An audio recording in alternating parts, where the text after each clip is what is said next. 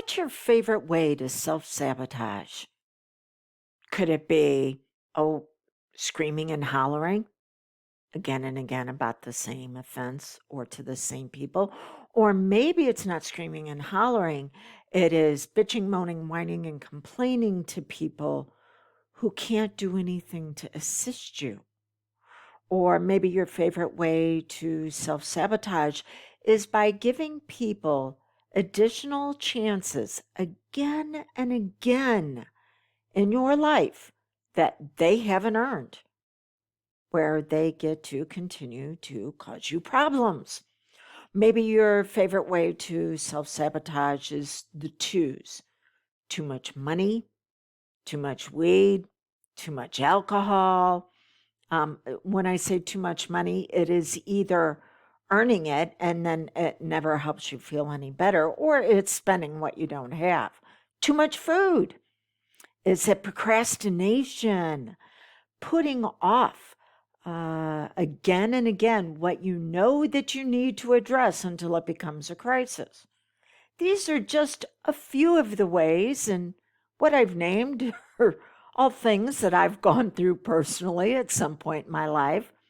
But it'd be interesting to hear what's your favorite way to self-sabotage. Here's what I want you to know. It's absolutely exhausting. It will wear you out. You'll never be able to overcome it when you try to stop the self-sabotage. Why is that? Because it's not a cause. It's symptoms. It is symptoms that you have a need that is not being met, and you have no idea on how to be able to get it met in a healthy way. You're not safe. You don't have freedom of choices. The only way anybody pays attention to you is whenever you take it way too far. You have been taught to connect to others through painful problems, whether it's yours, theirs, or ours. You continue to seek out books and podcasts and videos on how to treat the symptoms, and you constantly feel like you have no power in your life. Yeah, okay. So, what do we want to understand? The very first step is to see how you self sabotage.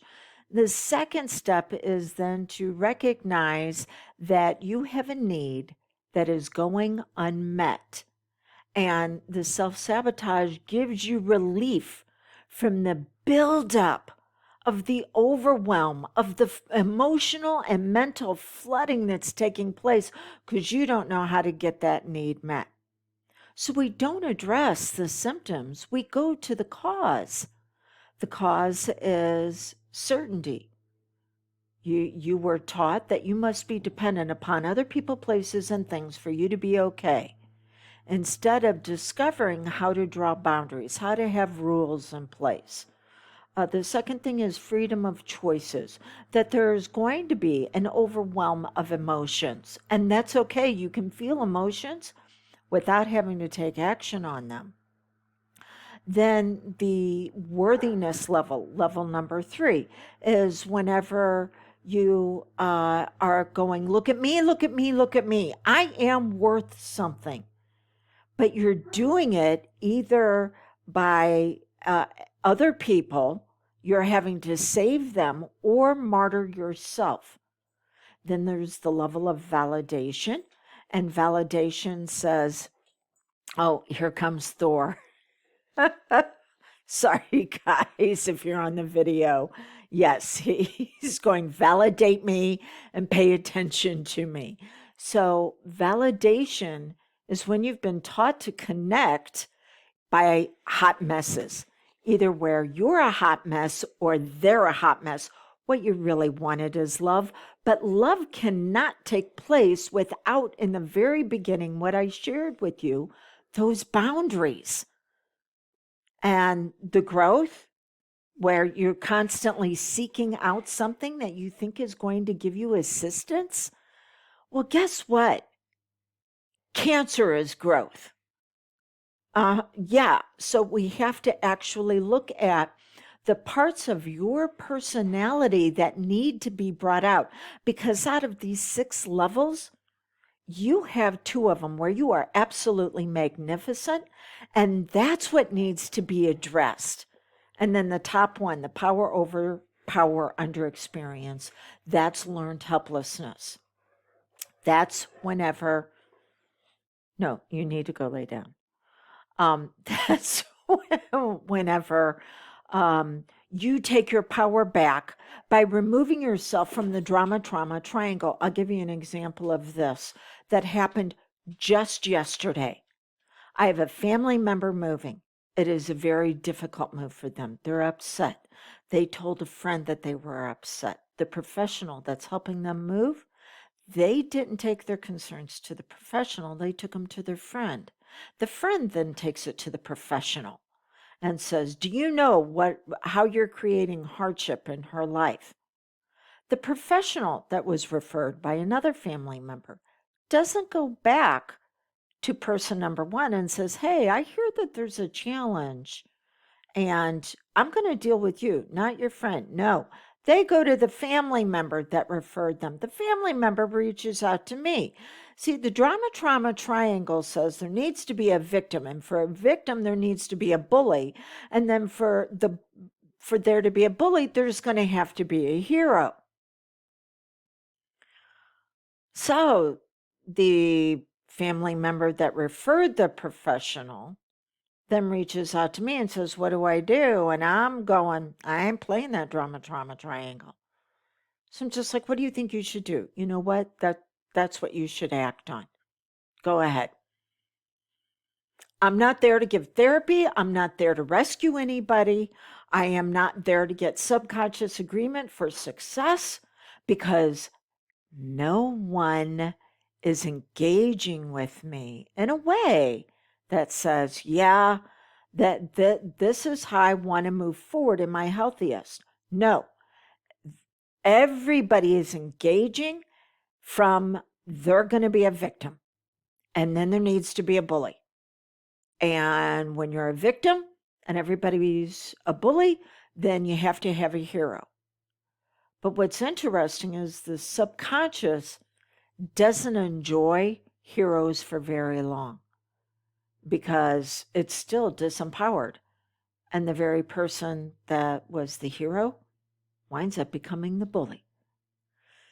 Yeah, this is the reason why it's so exhausting to stop self-sabotage, because you're only treating symptoms instead of going to the cause. The cause is, out of the 6 levels of your brilliance and magnificence, 2 of those levels need to be acted upon and bringing you out at your very best. We're not going to get into a tussle with the symptoms, because there are always going to be symptoms. Because I tell you what, after I got off of the phone with all these various conversations going on, I was frustrated the rest of the evening. By the way, frustration simply means untapped potential. I could see the potential in every single person that was involved in this experience. And that was frustrating, that they weren't using it, that they were dumbing themselves down.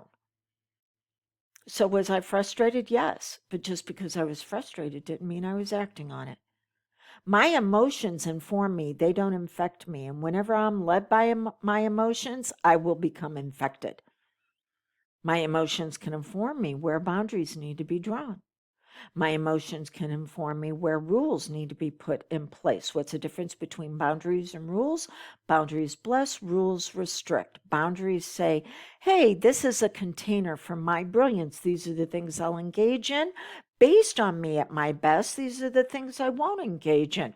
So boundaries are all about me. Rules restrict access from others coming into my world. Yeah.